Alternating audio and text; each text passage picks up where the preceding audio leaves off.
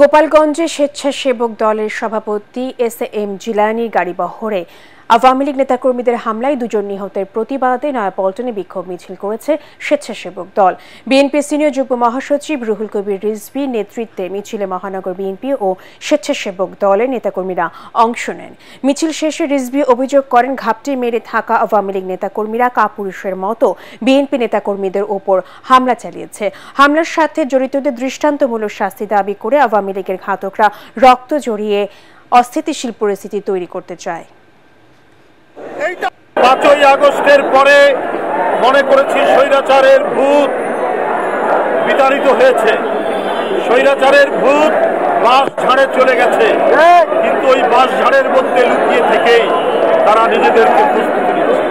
কারণ ওরা শেখ হাসিনা করেই তুলেছেন তাদেরকে মারো, কাটো, রক্ত ঝরাও, হত্যা করো।